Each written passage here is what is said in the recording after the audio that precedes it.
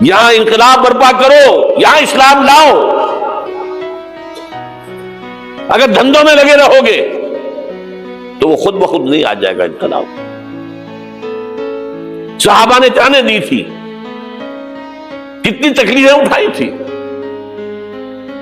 12 برس تک مکی دور کے اندر با نشہ درویشی در ساز و دمادم زن، جو پختہ شبی خدرا بر سلطنت جم سن۔ یوم طائف یاد ہے جو حضرت عائشہ فرماتی ہے کہ میں نے پوچھا تھا حضور سے کہ یوم احد سے زیادہ سختی بھی آپ پر کبھی آئی؟ یوم احد پر کیا ہوا تھا؟ تلوار کا وار پڑا تھا آپ کے چہرہ مبارک، یہ جو رخسار کی ہڈی ہے اس کے اندر وار گیا ہے، اوپر خود کی 2 کڑیاں تھیں وہ اس میں گھس گئی، 2 دندان مبارک شہید ہوئے۔ وہ خود کی کڑیاں ایک صحابی نے اپنے دانتوں سے پکڑ کر کھینچنے کی کوشش کی، دانت نکل گئے، وہ نہیں نکلی۔ کیا جتن کر کے نکالی گئی ہوگی تو خون کا فوارہ آیا، اتنا خون گیا ہے کہ آپ بے ہوش ہو گئے، گر گئے، اور مشہور یہ ہو گیا کہ آپ کا انتقال ہو گیا، شہادت ہو گئی۔ یہ سیرت کبھی پڑھی ہے؟ حضرت عائشہ کے ہوش کا تو یہی دور تھا نا۔ یوم طائف میں جو آپ کی کیا تھی، بچی تھی، انہیں کیا پتا کیا ہو رہا ہے حضور کے ساتھ۔ 3 دن تک حضور مکے کی گلیاں اور وہاں کے اوباش لوگ پتھراؤ کر گئے تھے اس امید میں کہ شاید وہاں کا کوئی سردار ایمان لے آئے، تو یہاں تو ابو طالب بھی فوت ہو گئے، یہی دنیاوی سہارا تھا، خاندانی سہارا تھا ابو طالب کے ذریعے، اور گھر میں ایک دلجوئی کرنے والی رفیقہ حیات تھی، وہ بھی، ان کا بھی انتقال ہو گیا۔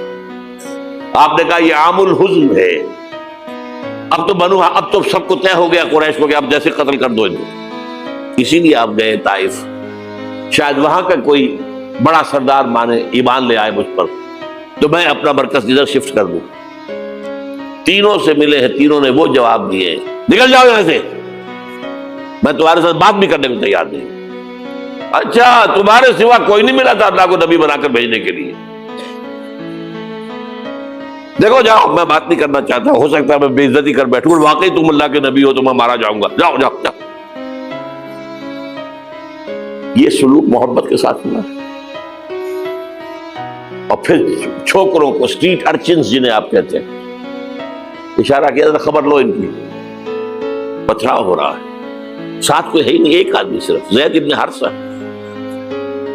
اب سامنے سے پتھر آ رہے ہیں تو حضرت زید آگے آ جاتے ہیں، ڈھال بنتے ہیں، مجھے لگے پتھر حضور کو رہے، آپ پیچھے سے آ رہے ہیں، چاروں طرف سے تو ڈھال نہیں بن سکتا، جسم لہو لہان، خون جا کر جوتیوں میں جم گیا ہے، جوتی اتر نہیں۔ پھر وہاں سے واپسی پر جو دعا مانگی ہے، اللہم الیک اشکو ضعف قوتی وقلت حیلتی وہوانی علی الناس، اے اللہ تیری جناب میں فریاد لے کر آیا ہوں اپنے قوت کی کمی کا، اپنے وسائل کی کمی کا، اور جو ذلت و خواری ہو رہی ہے لوگوں کے سامنے، الا ملتقننی، مجھے کس کے حوالے کر دیا ہے، الا بعیدی یتجہمنی، یہ میرے اوپر ہجوم کر کے آ جائے، حملہ کرے، اور عدو من لگتا امرے، یہ دشمن کے حوالے میرا معاملہ کیا، جو چاہے کر دے۔ لیکن پھر عبدیت غالب آتی ہے، ان لم یکن علی غضبک فلا ابالی، اللہ اگر تو ناراض نہیں ہے تو مجھے کوئی پرواہ نہیں،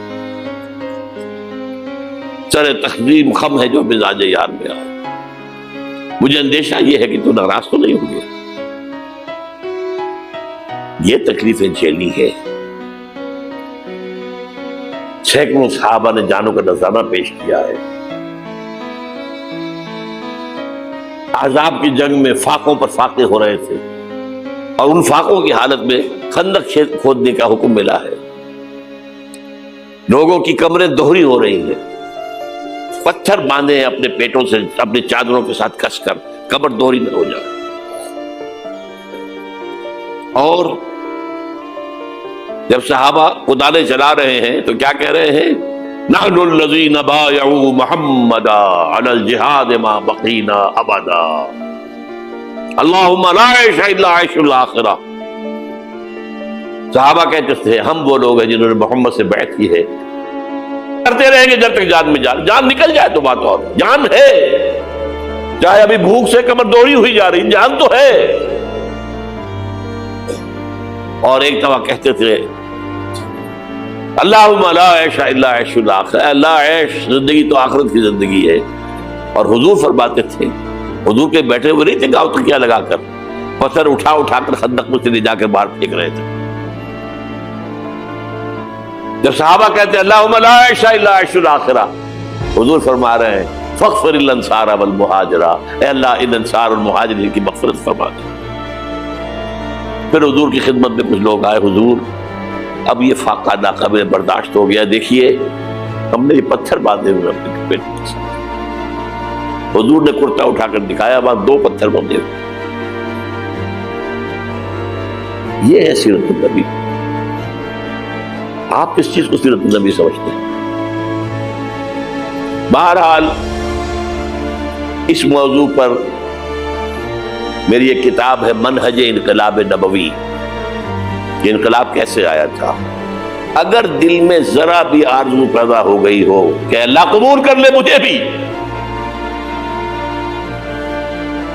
مجھے قبول کر لے اس کام کے لیے، تو وہ کتاب آپ کے لیے مست ہوگی، اس کا